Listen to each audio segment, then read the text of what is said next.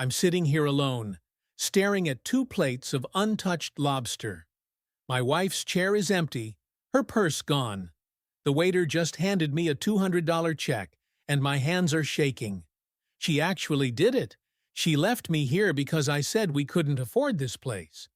My name is Jonathan, and 6 months ago I thought I knew exactly who I was.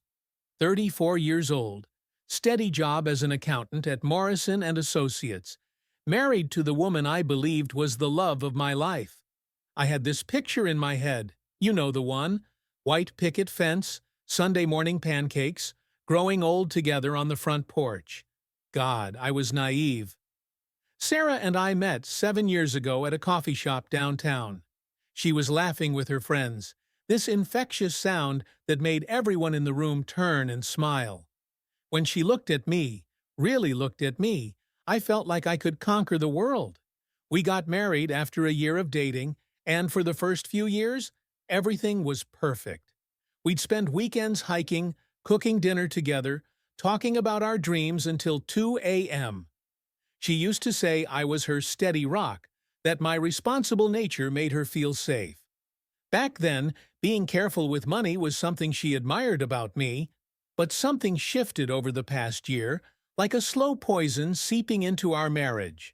Sarah started following these lifestyle influencers on Instagram, women with designer handbags worth more than our monthly rent, posting from vacation spots I couldn't pronounce. She'd scroll through their feeds during dinner, sighing dramatically. "Look at Jessica's new kitchen renovation," she'd say, showing me marble countertops that probably cost more than my car. "Don't you think we deserve nice things too, Jonathan?" The truth is, I wanted to give her everything. Every man wants to be his wife's hero, right? But my dad got diagnosed with stage 3 cancer last spring, and our world shifted overnight.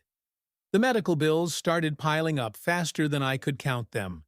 Insurance covered some of it, but not the experimental treatments, not the specialists, not the hope we desperately needed.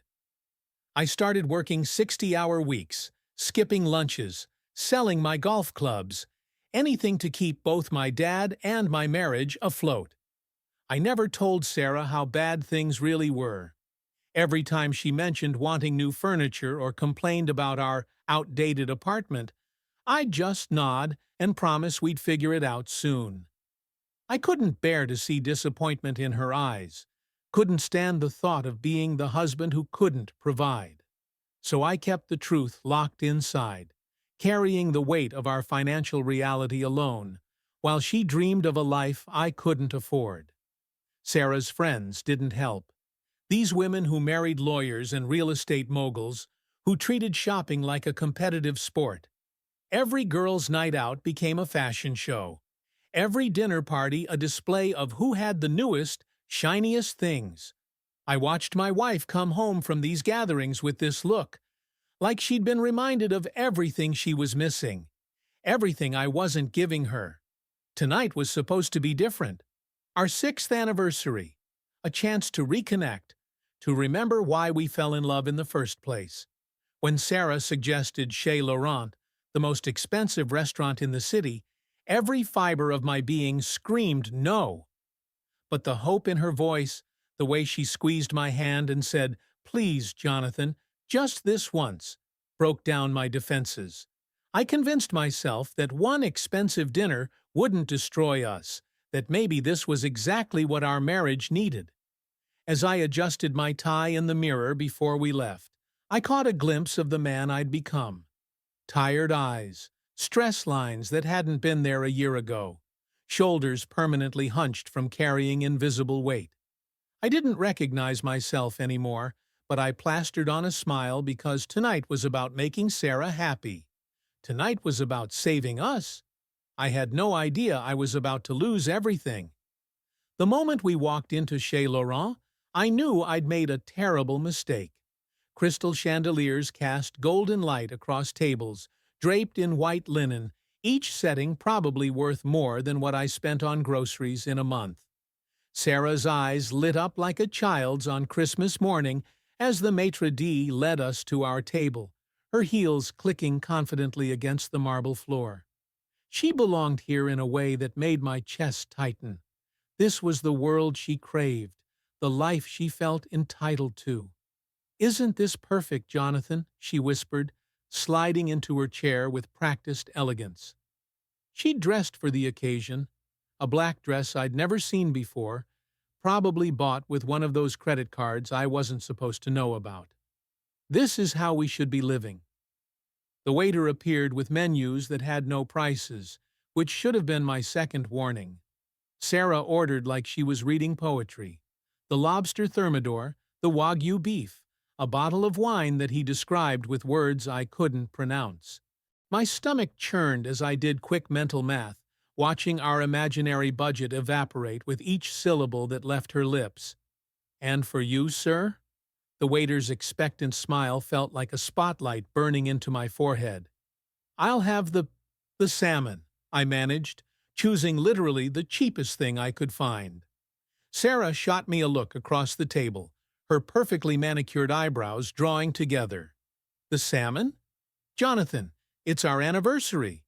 When the waiter mentioned that our evening selections would total approximately $200, excluding tax and tip, my world tilted sideways. $200. That was 3 days of my father's medication. That was our electricity bill and groceries combined. That was the difference between making it through the month and calling my brother for another loan. "Sarah," I said quietly, leaning across the table, "maybe we could order something a little more reasonable?" The transformation was instant and terrifying.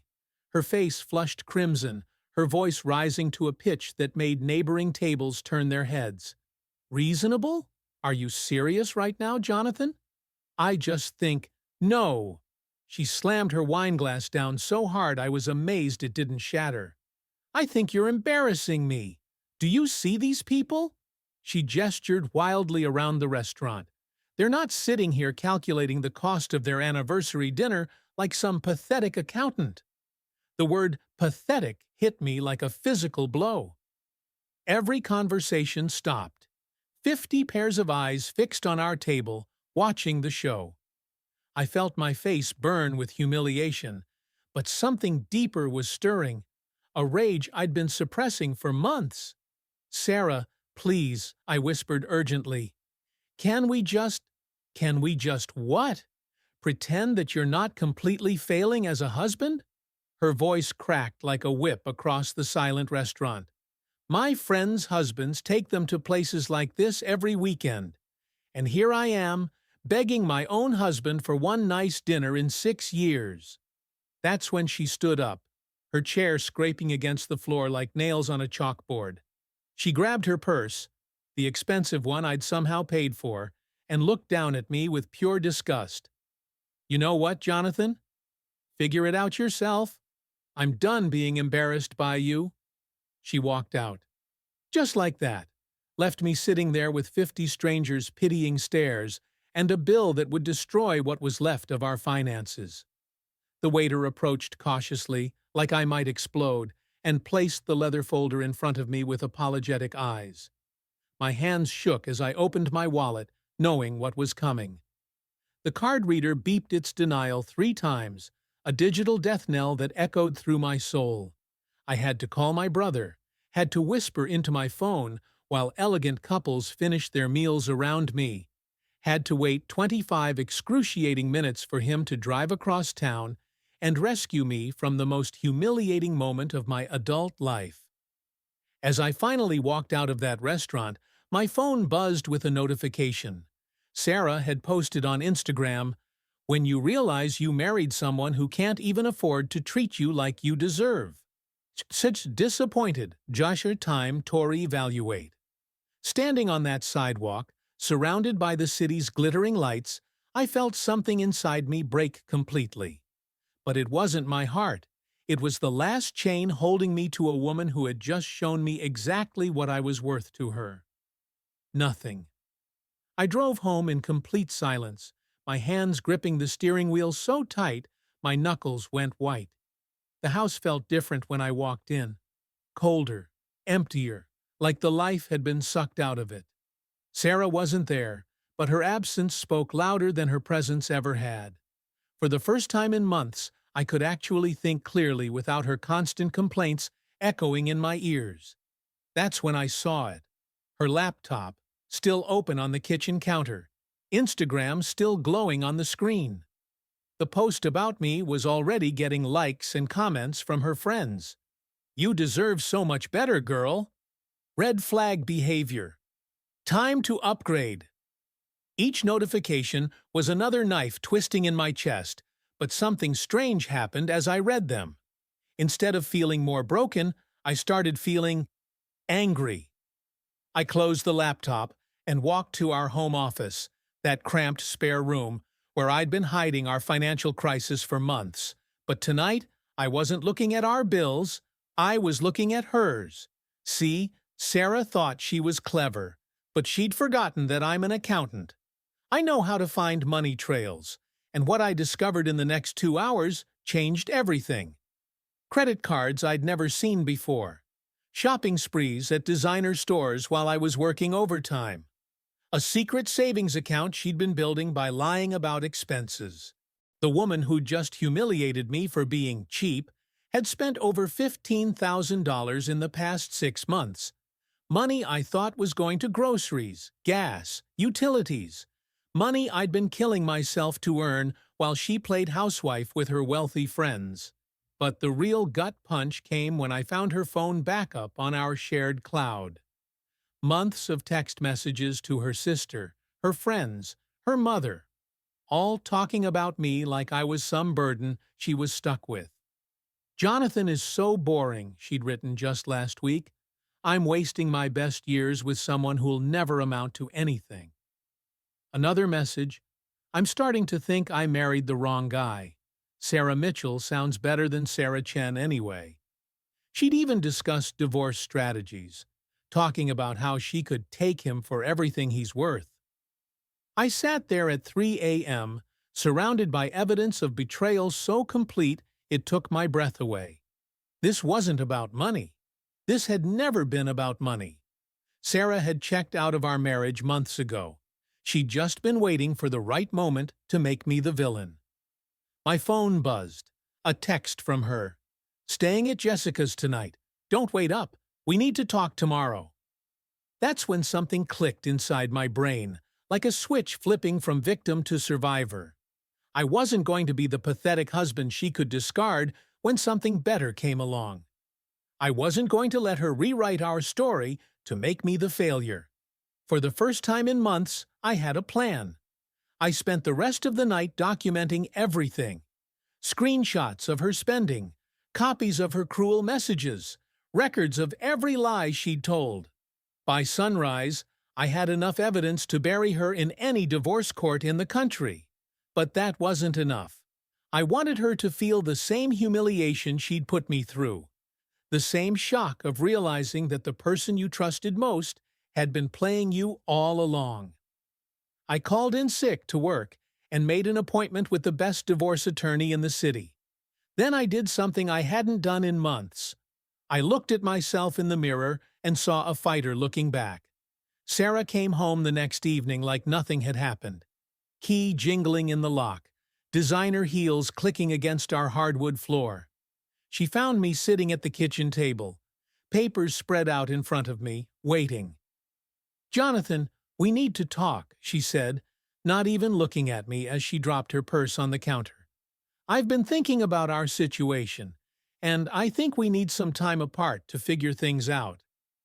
"Funny," I said, my voice calm, in a way that made her finally look at me. "I've been thinking the same thing." She blinked, clearly not expecting agreement. "Oh, well, good. I think it's best if you find somewhere else to stay for a while. Give me some space to think." I almost laughed. Even now, she was trying to control the narrative, trying to kick me out of my own home. "Actually, Sarah, I think you misunderstood. I'm not going anywhere." That's when I slid the divorce papers across the table. Her face went through about 5 different emotions in 10 seconds. Confusion, shock, anger, and finally, panic. What is this? Read it and find out. She grabbed the papers with shaking hands, and I watched her face pale as she saw the list of financial evidence attached. Every secret purchase, every hidden credit card, every lie about money, it was all there in black and white. "Where did you get this?" she whispered. "I'm an accountant, remember? The pathetic one who embarrassed you last night?" I stood up, feeling taller than I had in months. "Did you really think I wouldn't figure it out eventually?" That's when she exploded. "You went through my private things. You had no right." "I had every right. It's called marital assets, Sarah. Something you were planning to steal from me anyway, according to your text messages with your sister." Her face went white. She knew I had everything. "Those messages were private. You can't use those." "Watch me." I walked over to where she stood, trembling with rage and fear. "You want to know what's really pathetic? Spending 6 years with someone who loved you completely, and throwing it away because their credit limit wasn't high enough." She raised her hand like she was going to slap me, but I caught her wrist before it could connect. For a split second, we stood there frozen, and I saw something in her eyes I'd never seen before. Fear. She was afraid of me, afraid of what I'd become. "Don't." My voice was steel. "You've hit me enough." I let go of her wrist and stepped back. "You have 2 weeks to find somewhere else to live. The house is in my name, bought with my inheritance from my grandmother. Your credit cards are canceled as of this morning." I called the companies and explained the situation. "And Sarah?" I paused at the kitchen doorway. "Your little Instagram post last night is Exhibit A in our divorce proceedings. I hope those likes were worth it." The next few months passed like a movie montage. Sarah tried everything. Tears, threats, promises to change, even showing up at my office in that black dress, trying to seduce me back. But I was done being manipulated. My lawyer was a shark who smelled blood in the water, and Sarah's own social media posts became her biggest enemy. Hard to claim you need alimony when you're posting pictures of shopping sprees and expensive dinners with your new boyfriend. Yeah, she'd already moved on to victim number 2. The divorce was finalized on a Tuesday. Sarah got exactly what she'd contributed to our marriage: nothing. Well, except for her secret debt, which became entirely her problem. But the real revenge wasn't financial. It was what I became after she was gone. 6 months later, I'm sitting in the exact same booth at Chez Laurent where my marriage died. But this time, I'm not alone, and I'm not afraid of the check. After Sarah left, I threw myself into becoming the man I should have been all along. I got promoted to senior partner at my firm. Turns out, when you're not spending all your energy managing someone else's emotional chaos, you can actually focus on your career. I started working out again, eating right, sleeping through the night without someone next to me sighing dramatically about our boring life. The woman sitting across from me now is named Rachel. She's a nurse who works with cancer patients, someone who understands that real love isn't measured in dollars spent, but in moments shared. When I told her about my father's illness on our second date, she didn't roll her eyes or change the subject. She held my hand and asked how she could help. "You seem different tonight," Rachel says, cutting into her steak with a smile. "Happy." I am happy. And I mean it. For the first time in years, I actually mean it. My phone buzzes with a text. Sarah's contact name still comes up, though I've told her repeatedly to stop contacting me. I glance at the message. "Saw your promotion announcement on LinkedIn. We should talk. I think we made a mistake." I show the message to Rachel, who reads it and raises an eyebrow. "What are you going to say?" I delete the message without responding and slip my phone back into my pocket. Nothing. She made her choice. The waiter brings our check. $150 for 2 people. Excellent food, perfect service. I hand him my credit card without hesitation, without calculating, without fear. Because here's what I learned. Being financially responsible isn't about being cheap. It's about spending your money on things and people that actually matter. Thank you for dinner, Rachel says, as we walk to my car. A new car, by the way, one I bought after my promotion. Thank you for being someone worth spending money on. As we drive past the hotel where Sarah posted that Instagram story 6 months ago, I feel nothing. No anger, no sadness, no regret. Just gratitude that she showed me who she really was before I wasted any more of my life trying to make her happy.